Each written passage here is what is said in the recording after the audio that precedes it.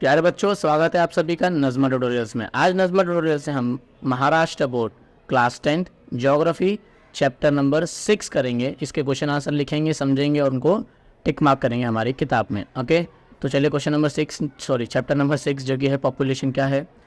तो सबसे पहला, are the following sentence right और wrong? Correct the wrong ones. Question A, literacy rate is higher in Brazil than India.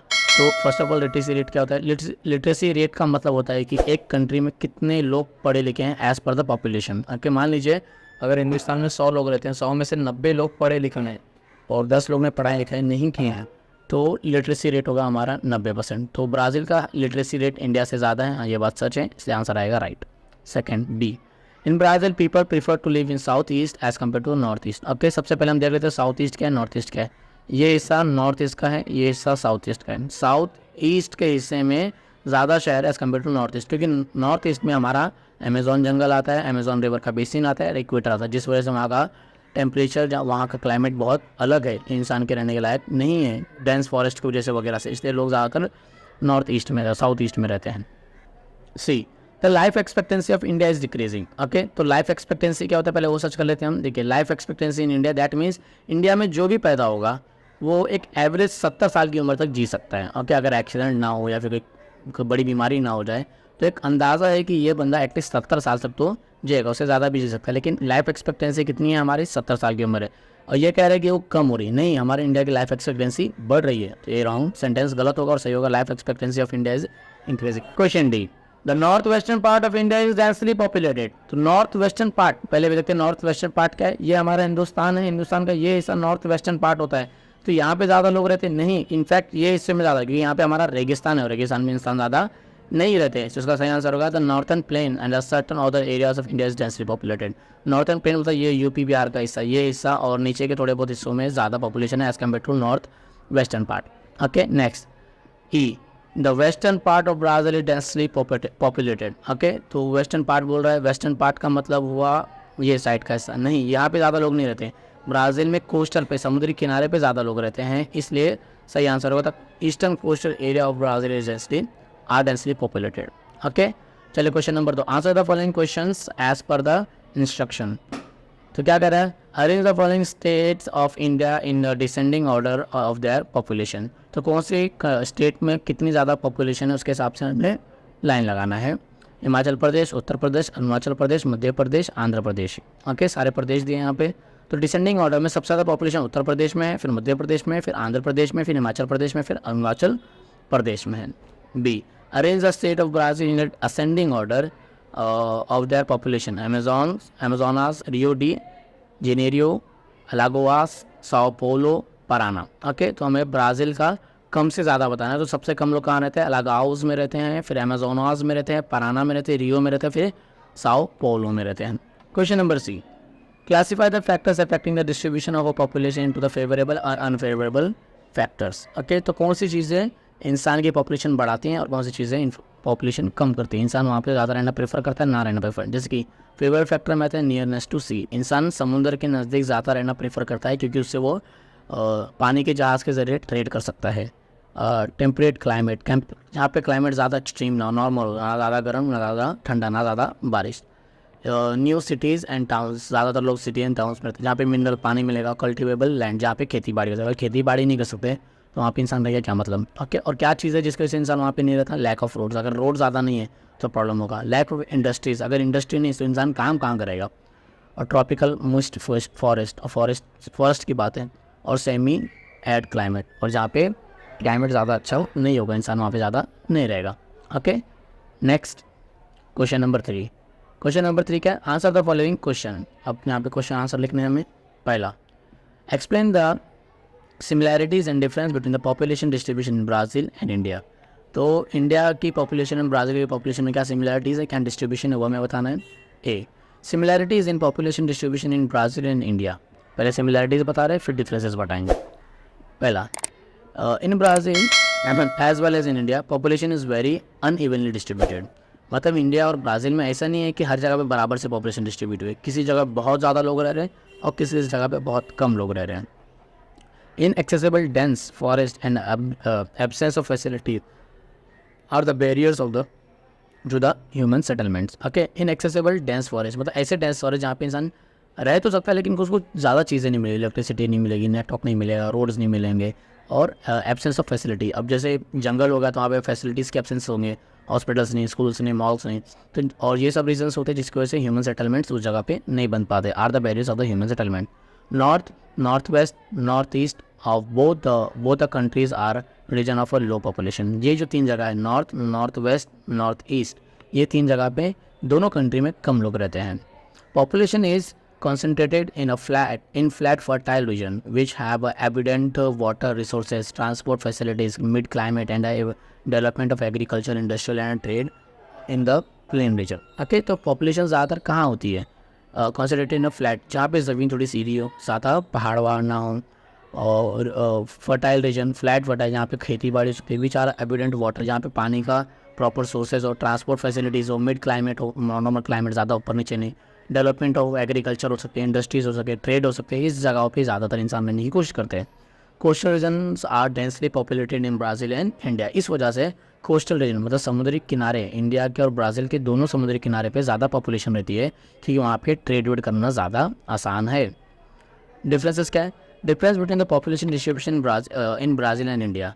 The average density of population in India is 382 persons per square kilometer and that of Brazil is about 23 persons per square kilometer। तो हिंदुस्तान में लोग ज़्यादा है लेकिन ज़मीन कम, Brazil में ज़मीन ज़्यादा है लेकिन लोग कम है। इस वजह से इंडिया में जितनी पॉपुलेशन है और जितनी ज़मीन है उसके हिसाब से 1 किलोमीटर स्क्वायर के एरिया में 382 लोगों को रहना चाहिए, रह मिल सकती है ज़मीन। और लेकिन ब्राज़ील में बहुत बड़ा हिस्सा एक अमेज़ॉन जंगल का है और पॉपुलेशन भी कम है, जिस वजह से वहाँ पे पर स्क्वायर किलोमीटर में एक पर स्क्वायर किलोमीटर में 23 लोगों के रहने की जगह है। तो the area of both the countries is occupied by the vast reverse basin.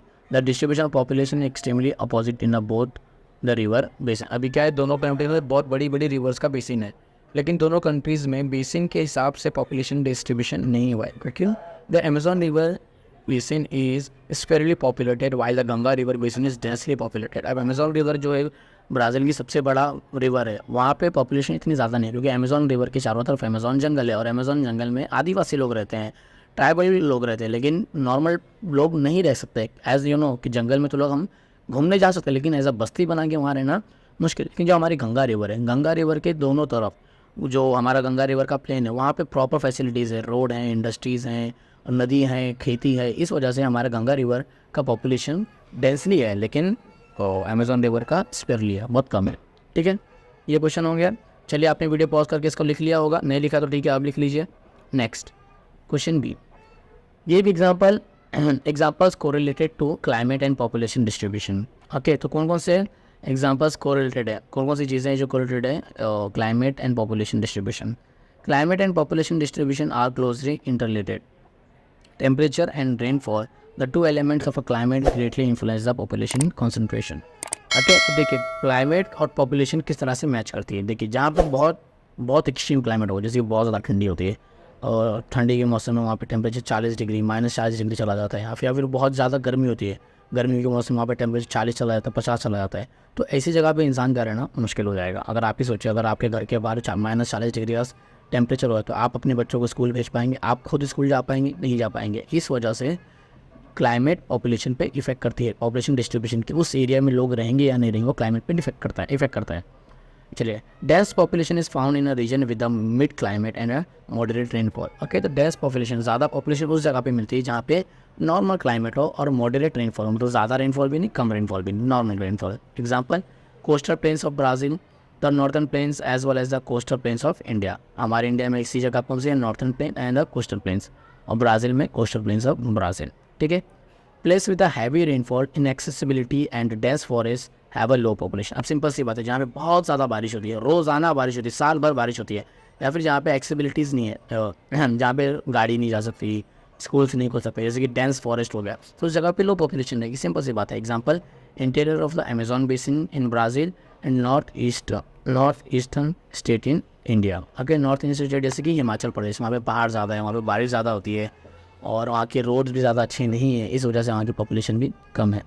Third one, the snow covered region due to the extremely cold climate conditions have less population. Simple सी बात है, कश्मीर में पॉपुलेशन कम है क्योंकि वहाँ पर बर्फ़ ज़्यादा गिरती है, वहाँ पे बर्फ़ ज़्यादा गिरने से वहाँ पे टेम्परेचर बहुत लो है, जिस वजह से वहाँ पे फैक्ट्रीज खोलना, स्कूल्स खोलना, हॉस्पिटल्स खोलना थोड़ी प्रॉब्लम होती है, इस वजह से वहाँ पे पॉपुलेशन ज़्यादा नहीं है। Example, northern most part of Jammu and Kashmir. Okay, in a certain region due to the less rainfall and the extreme climate conditions population is sparse. Example are third desert of the Rajasthan and the drought coordinator of a region in Brazil. Okay, तो अब जहाँ पे बहुत कम बरसात होती है तो वहाँ पे क्या होता है, जब बरसात कम होगी तो सिंपल से बात है इंसान का रहना मुश्किल हो जाएगा क्योंकि वहाँ पे खेती बाड़ी नहीं कर सकते और बहुत सारी प्रॉब्लम्स भी होती है, पानी का प्रॉब्लम होता है, पीने का पानी, नहाने का पानी, जिस वजह से उस जगह पे भी पॉपुलेशन कम होती है। ओके, जैसे हमारे हिंदुस्तान में थार डेजर्ट है और ब्राज़ील में डाउट कोऑर्डिनेटर है, इक्वेटर है। चलो क्वेश्चन नंबर 3 हो गया, अब क्वेश्चन नंबर 4 करते हैं। Give geographical region. Question A, population is an important resources. Okay, तो पॉपुलेशन कंट्री के लिए बहुत अच्छा रिसोर्सेज होता है। क्यों?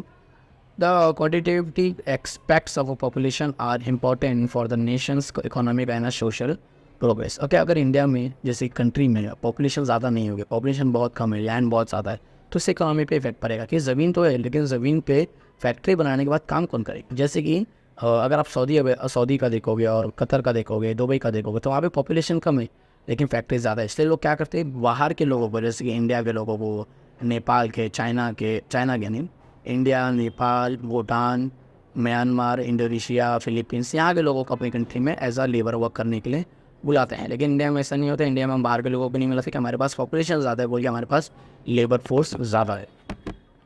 Next, natural resources of any country gets utilised properly because of population. अगर पॉपुलेशन रहेगी तो जो कंट्री में जो भी नेचुरल रिसोर्सेज है, जो भी चीज़ है, उसको प्रॉपर तरीके से यूज़ किया जा सकता है। अगर नेचुरल रिसोर्सेज ज़्यादा है, पॉपुलेशन कम है, तो नेचुरल रिसोर्सेज वेस्ट होंगे, क्या करेंगे उसको, कुछ नहीं, हम उसको बेच देंगे। Next, economic growth and development will be slow if the population of resources is not utilise properly. Okay, अब इकोनॉमिक डेवलपमेंट स्लो हो जाएगा क्योंकि हम बाहर तो बेचेंगे, हम पैसा तो कमाएंगे, लेकिन हमारी कंट्री में उस चीज़ से डेवलपमेंट कम होगा। जैसे कि आप सऊदी का देख लीजिए, सऊदी के पास बहुत सारा पेट्रोल है, दुबई के पास, कतर के पास, इन लोगों के पास फ्यूल ज़्यादा है, फ्यूल उन लोग की लोगों से ज़्यादा है, इसलिए लोग क्या करते हैं, इन लोग अपनी कंट्री का फ्यूल बाहर बेचते हैं, बट स्टिल उस कंट्री की इकोनॉमिक डेवलपमेंट इतनी फास्ट नहीं है क्योंकि लोग काम करने के लिए वहाँ पे नहीं। अगर हिंदुस्तान में भी बहुत सारा फ्यूल हो लेकिन लोग काम करने के लिए ना हो तो उससे भी हमारी कंट्री की भी डेवलपमेंट, इकोनॉमिक ग्रोथ स्लो हो जाएगी। दस an optimum and a quality population can bring about the countries development. इस वजह से कहा जाता है कि एक ऑप्टिमम एंड क्वालिटी पॉपुलेशन क्या कर सकती है, कंट्री का एक कंट्री की डेवलपमेंट में हेल्प कर सकती है। ओके, ये क्वेश्चन हो गया। नेक्स्ट क्वेश्चन क्या कहता है, चलिए नेक्स्ट क्वेश्चन कहता है Brazil population density is very less. Brazil का पॉपुलेशन डेंसिटी बहुत कम है। डेंसिटी का मतलब क्या होता है ना कि अगर हम एक पर्टिकुलर हिस्सा लीजिए, एक चलिए ये बॉक्स ले लीजिए, तो ऐसा ब्राज़ील में मान लीजिए 10 बॉक्स बन रहे हैं, तो एक पर्टिकुलर बॉक्स में कितने लोग को हम फिट कर सकते हैं कि सबको बराबर लैंड जाएगी। ओके, चलिए मान लीजिए ब्राज़ील इतना ही बड़ा है, ये बॉक्स दिख रहा है आपको। ओके, और ब्राज़ील में रहते हैं 100 लोग, तो ये पूरी ज़मीन को 100 लोग में कैसा बांटा जाए कि सबको बराबर बराबर हिस्सा मिले, वो होता है density.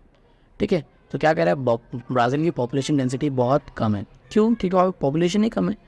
Brazil is the 5th largest country in the world with the respect of the area and has a population about 19 crore. Okay, तो ब्राज़ील साइज़ के हिसाब में दुनिया में 5th सबसे बड़ी कंट्री है। देखिए वहाँ पर पॉपुलेशन, और पॉपुलेशन कितनी है, 19 करोड़ 2010 के हिसाब से।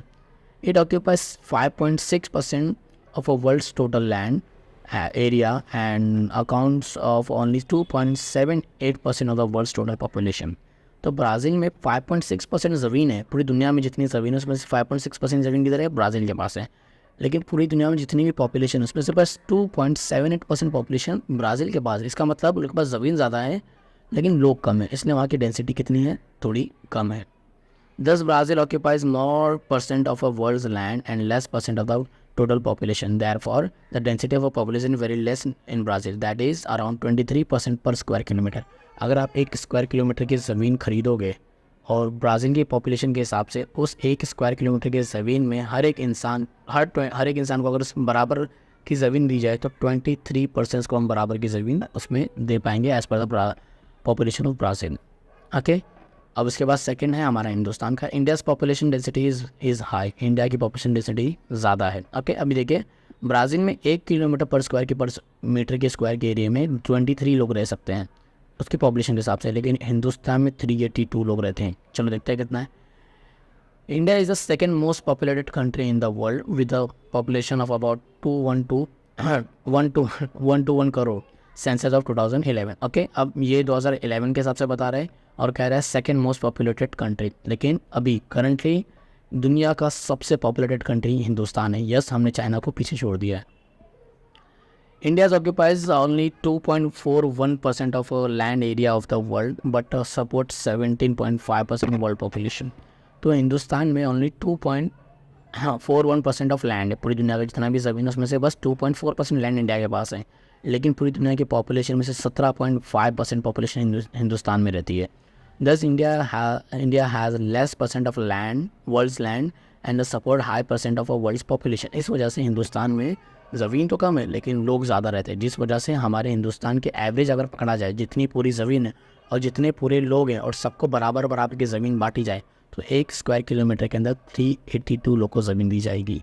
ओके, उसके अंदर सारी चीज़ें मिलाई जा रही है, फॉरेस्ट, माउंटेन वगैरह सब, जबकि हम फॉरेस्ट और माउंटेन के अंदर नहीं रहते हैं। इसलिए मुंबई जैसी सिटी में जहाँ पे अर्बनाइजेशन ज़्यादा है, जहाँ पे फैक्ट्री ज़्यादा है, इसलिए यहाँ पे बहुत छोटे से एरिया में बहुत ज़्यादा लोग रहते हैं। अगर आप देखोगे मुंबई में तो हमारे छोटे छोटे घर में कितने ज़्यादा लोग रहते हैं। अगर आपका घर नहीं तो फिर आपके घर के आसपास में जो मज़दूर भैया लोग होते हैं, जो भैया लोग मिलके साथ में रहते हैं, उन लोगों की पॉपुलेशन अगर आप देखोगे तो एक ही घर में लोग 10-10 लोग रहते हैं। ओके, कि मुंबई में ज़्यादा बहुत कम है लेकिन लोग बहुत ज़्यादा है, तो इससे हम कह सकते हैं कि मुंबई की डेंसिटी इंडिया से भी ज़्यादा है। Question number D, the density of population is sparse in the Amazon basin. इसका मतलब है कि अमेजॉन बेसिन में जितनी जगह है उसके हिसाब से बहुत कम लोग रहते हैं। क्यों? The interior part of Amazon basin has a very unfavourable hot and humid climate. जो अमेजॉन बेसिन का मेन पार्ट है, बीच का पार्ट है, वहाँ पे क्लाइमेट कैसा अनफेवरेबल है, बहुत ज़्यादा गर्म है और ह्यूमिड है, मतलब हवा में बहुत ज़्यादा पानी है। It receive a heavy rainfall of nearly 2000 millimetre and has a dense inaccessibility forest, inaccessible forest. और यहाँ पे अराउंड 2000 मिलीमीटर तक की बारिश होती है और यहाँ का फॉरेस्ट कैसे इनएक्सेसिबल है, मतलब वहाँ पे अंदर जाना बहुत ज़्यादा मुश्किल है। दैट मीन्स अगर आप चल के जाओ तो चले जाओ, लेकिन गाड़ी से जाना, बाइक से जाना, वो वहाँ पर बहुत मुश्किल है। Transportation, agriculture and industries are not well developed here. Okay, उसके बाद वहाँ पे रोड में बनाए गए हैं। एग्रीकल्चर मतलब खेती नहीं कर सकते, इंडस्ट्रीज़ नहीं है। जब इंडस्ट्री नहीं है, रोड नहीं है, खेती बाड़ी नहीं, तो इंसान वहाँ क्यों रहेगा? All those factors are barriers of the development of the human settlement. ये सारे रीजन की वजह से वहाँ पे डेवलपमेंट नहीं हुआ है ह्यूमन सेटलमेंट्स का। So the density population of is spare in the Amazon basin. इस वजह से अमेजॉन बेसिन में ज़्यादा लोग नहीं रहते हैं। Question E, population density is high in the Ganga plains. तो गंगा प्लेन पे पॉपुलेशन डिस्ट्रीब्यूशन बहुत ज़्यादा है, डेंसिटी बहुत ज़्यादा है। क्यों ज़्यादा है देख लीजिए, सिंपल सी बात है। गंगा रिवर हमारे हिंदुस्तान की one of the main river मानी जाती है, क्योंकि वहाँ पे सबसे ज़्यादा लोग रहते हैं गंगा रिवर के प्लेन के ऊपर। Ganga plains are fertile low lying plains form due to the deposition work of the river Ganga and its tributaries. Tributaries का मतलब है जो छोटी छोटी नदियाँ बड़ी नदी में मिल के उस नदी में और पानी बढ़ती है, वो ट्रिब्यूटरीज कहलाती है। तो गंगा प्लेन का ज़मीन कैसा एकदम प्लेन और लंबा है, जो कि फर्टाइल है, जो कि गंगा नदी अपने साथ मिट्टी उट्टी बहा के लाती है, जिस वजह से वो बहुत ज़्यादा फर्टाइल भी है। Mid climate, moderate rainfall and fertile soil have led to the development of agriculture and industries. और वहाँ का क्लाइमेट कैसा मीडियम, मतलब ज़्यादा गर्म नहीं, ज़्यादा ठंडा नहीं। फर्टाइल कैसी ज़मीन कैसी एकदम फर्टाइल है, मतलब अच्छी खासी खेती बाड़ी के लिए है, इसलिए वहाँ पे एग्रीकल्चर एंड इंडस्ट्री बहुत ज़्यादा डेवलपमेंट हुआ है। This region also has a dense network of roadways and railway. उसके बाद गंगा रिवर के ऊपर से बहुत सारे रेलवेज, बहुत सारे रोड्स भी जाते हैं, जिस वजह से वहाँ पे पॉपुलेशन बहुत ज़्यादा फैली हुई है। So the population density is high in the Ganga plains, इस वजह से वहाँ पे पॉपुलेशन डिस्ट्रीब्यूशन ज़्यादा है। ओके, अगर आप यूपी बिहार के होंगे और अगर आप महाराष्ट्र से दिवाली की छुट्टी में, गर्मी की छुट्टी में गाँव जाते होंगे, तो आपको पता चलता होगा कि आपकी ट्रेन जो है गंगा रिवर के ऊपर से जा रही है। Observe the following diagram and answer the following question. अभी हमें देखना है और उसके आंसर बताना है। सबसे पहला ये, compare and classify the population densities of shown in the figure A and B represent 1 square kilometre of area. Okay, तो हमें ये ए और बी दिखाए। ए में कितने लोग रह रहे हैं? 1 2 3 4 5 6 7 है। यहाँ पे कितने रह रहे हैं? 1 2 3 4 5 6 6 3 18। यहाँ पे 7 लोग रह रहे हैं, यहाँ पे 18 लोग रह रहे हैं। In a figure A, density population is 7% per square kilometer. The region is sparsely populated. यहाँ पे साफ साफ दिख रहा है कि एक स्क्वायर किलोमीटर में 7 लोग रह रहे हैं, इसलिए यहाँ पे स्पार्सली पॉपुलेटेड एरिया है। और सेकंड में कितना दिखा रहा है, 1 स्क्वायर किलोमीटर में 18 लोग रह रहे हैं। In figure B the density of population is 18% पर square kilometre, the region is densely populated, इसलिए ये रीजन कैसा है, डेंसली पॉपुलेटेड, इस रीजन में ज़्यादा लोग रह रहे हैं। ओके, इसका एग्जाम्पल हम मुंबई से ले सकते हैं। मुंबई में अगर आप देखोगे तो मुंबई का आर्य कॉलोनी स्पार्ली पॉपुलेटेड है, लेकिन मुंबई का साकिनाका, कुर्ला, ये रीजन हाईली डेंसिटी वहाँ पे ज़्यादा है, डेंसली पॉपुलेटेड है, क्योंकि वहाँ पे फैक्ट्रीज ज़्यादा है, रोड ज़्यादा है, कारखाने ज़्यादा है, काम करने की जगह ज़्यादा है, घर वर ज़्यादा है। लेकिन अपने आर्य कॉलोनी में उतने घर वगैरह नहीं है, उतने ज़्यादा फैक्ट्रीज वगैरह नहीं है, लोगों को वहाँ से बस पकड़ के बाहर जाना पड़ता है काम करने। लेकिन जो साकिनाका में काम करेंगे तो घर के बाजू में फैक्ट्री है, जिससे लोग वहाँ पे ज़्यादा रहने का प्रीफर करेंगे। Question B, in a figure B 1 sign is equals to 100, then what will be the sex ratio. Sex ratio का मतलब होता है कि एक पर्टिकुलर रीजन में कितने औरत और आदमी रहते हैं। जैसे कि सेक्स रेशो निकाला जाता है 1000 के ऊपर, किस पे निकाला जाता है, 1000 पे। जैसे कि अगर आप इंडिया का सेक्स रेशो देखोगे, सेक्स रेशो इंडिया, तो इंडिया का राजस्थान का सेक्स रेशो कितना है, 926। दैट मीन्स राजस्थान में 1000 आदमियों पर 926 औरतें हैं। ओके, अगर आप पूरी रो देखोगे तो ये देखिए सबसे ज़्यादा किसका है सेक्स रेशो, फीमेल इंडिया, ये इंडिया का है पूरा। अगर केरला का देखें तो केरला में 1000 आदमियों पे 1084 औरतें हैं, मतलब आदमी कम है, औरतें ज़्यादा हैं। और सबसे कम किधर हैं, सबसे कम यहाँ पे दामन दीव। एक्चुअली ये छोटा रीजन है बट स्टिल वहाँ पे, और दामन दीव का छोटा रीजन, वहाँ पे लोग ज़्यादातर तो काम करने जाते हैं, इसलिए वहाँ पे औरतें कम हैं। तो दामन दीव जगह पे 1000 आदमियों पे 618 औरतें हैं। If a figure B 1 sign is equal to 100, then what will be the sex ratio. तो फिगर बी में क्या दिखा रहा है कि एक साइन, दैट मीन्स ये एक फिगर 100 को रिप्रेजेंट कर रहा है, ये एक फिगर 100 औरतों को रिप्रेजेंट कर रहा है और ये 100 आदमी को रिप्रेजेंट कर रहा है। तो सबसे पहले हम देखेंगे कि 1 symbol equal to 100%, therefore there are 100 female symbols. यहाँ पे कितने गिनते, 1 2 3 4 5 6 7 8 9 10, कितनी हैं, 10 फिगर्स है। दैट मीन्स औरतें कितनी हैं वहाँ पे, 1000 औरतें हैं। Okay, there are 8 male symbols, देखते चलो, 1 2 3 4 5 6 7 8 आदमी हैं, 8 आदमी के सिंबल से। That means number of males is equal to 100 multiply 8 equal to 800। अब वहाँ पे मेल कितने हैं, मेल आए 100, तो हम सेक्स रेशो किस में निकालते हैं, 1000 के ऊपर निकालते हैं। सेक्स रेशो कभी भी 100 800 900 पे 1000 पे निकलता है, तो 800 को हम ले लेंगे 1000। तो अगर 800 आदमियों पे 1000 औरतें हैं तो 1000 आदमी पे कितने होंगे, तो हम निकालेंगे number of females is equal to 1000 multiply 1000 upon 100 is equal to आया 1250। तो सेक्स रेशो इज 1250 फीमेल्स पर 1000 मेल्स। तो इस जगह पे 1000 आदमियों पे 1250 औरतें हैं, मतलब औरतें ज़्यादा हैं। अगर इसको देखोगे आप, question number 6, comment upon the population density of figure B. Figure B shows the population density of India as per 2011. The density of a population is divided into the 4 categories. They are less than 100% per square kilometer, 101 to 250% per square kilometer. ये पूरे सवाल हैं, यहाँ पे हमारा पूरे answer है। सबसे पहले one, figure B shows, figure B ये है हमारा, figure B shows the population density of India as per 2011 census. ये 2011 का सेंसस है और ये हमारा पॉपुलेशन दिखा रहा है।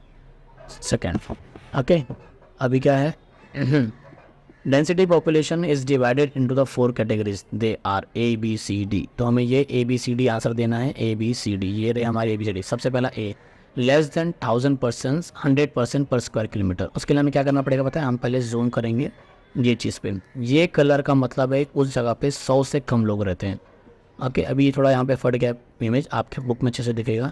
ये कलर आपको कहाँ दिख रहा है, जम्मू कश्मीर, हिमाचल प्रदेश, उत्तराखंड, अरुणाचल प्रदेश, मिज़ोरम। ओके, ये रीजन में दिख रहा है, तो इसका आंसर आएगा अरुणाचल प्रदेश, मिज़ोरम, जम्मू कश्मीर, हिमाचल प्रदेश, उत्तराखंड एंड सिक्किम। ओके, सिक्किम हम स्किप कर दिए थे। ठीक है, इसको आप लिख लीजिए, फिर मैं आपको एक्सप्लेन करता हूँ पूरा। तो वीडियो पॉज कीजिए, ये पूरे आंसर हैं, इसको पूरा टिक कर लीजिए। अभी चलिए अब एक्सप्लेन करते हैं हम। अब 101 से लेकर 250 तक पब्लिक कहाँ रहती है, उसके लिए हम क्या करेंगे, हम इस पे हमारे मैप यहाँ पे जूम करेंगे। ये कलर का मतलब है 101 से लेकर 250% पर स्क्वायर किलोमीटर में रहती हैं। ओके, तो ये कलर कहाँ कहाँ दिख रहा है हमें, ये कलर दिख रहा है हमें मेघालय, मणिपुर, नागालैंड, राजस्थान, मध्य प्रदेश एंड छत्तीसगढ़। तो इसका आंसर में क्या क्या आएगा, मेघालय, मणिपुर, नागालैंड, राजस्थान, मध्य प्रदेश एंड छत्तीसगढ़। ओके, फिर इसके बाद क्या है 251 से 500। तो 251 से 500 कहाँ कहाँ दिख रहा है हमें, ये कलर, गुजरात, महाराष्ट्र, गोवा, कर्नाटका, तेलंगाना, आंध्र प्रदेश, उड़ीसा, झारखंड, आसाम, त्रिपुरा। ओके, तो यहाँ पे क्या क्या नाम है, Gujarat, Maharashtra, Goa, Karnataka, Andhra Pradesh, Telangana, Orissa, Jharkhand, Assam, Tripura. The last one is more than 500। Okay, तो 500 से ज़्यादा कहाँ है, ये red colour, that means Punjab, Haryana, Delhi, Uttar Pradesh, Bihar, West Bengal, Tamil Nadu and Kerala. तो यहाँ पे आ जाएगा वेस्ट बंगाल, बिहार, पंजाब, हरियाणा, उत्तर प्रदेश, केरला वगैरह वगैरह। ओके, यहाँ पे भी अंडमान निकोबार आइलैंड और दादर हवेली, ये सब यहाँ सर है। ओके, ये जूम में दिख नहीं रहा है हमें, तो दादर हवेली, दामन दीव, ये सब वहाँ पे आते हैं गुजरात के साइड में। तो ये आप आंसर पूरा लिख लीजिए। तो इसके साथ आज का हमारा चैप्टर वो जल्दी खत्म हो गया, मुझे लगता है लंबा होगा, कोई बात नहीं, ठीक है। तो मेरे प्यारे स्टूडेंट्स, मेरे प्यारे बच्चों, मुझे उम्मीद है कि आपको ये सारे क्वेश्चन आंसर एकदम अच्छे से समझ चुका होंगे। अगर आपको कोई क्वेश्चन आंसर नहीं समझा तो प्लीज़ मुझे कमेंट करके बताएं कि आपको इसमें से क्या नहीं समझे, और प्लीज़ मुझे एक रिव्यू भी दीजिए कि जो मेरा पढ़ाने का तरीका है, मैं जो आपको क्वेश्चन आंसर अपने गूगल मैप के जरिए, गूगल अर्थ के जरिए, हमारे PDF के जरिए एक्सप्लेन करता हूँ, वो आपको अच्छे से समझता है या फिर नहीं है। ओके बच्चों, और जिन बच्चों ने स्क्रीनशॉट नहीं लिए हैं उसके लिए मैं आपको एडवाइस दूंगा कि आप गूगल प्ले स्टोर पे हमारा एप्लीकेशन डाउनलोड कर लीजिए।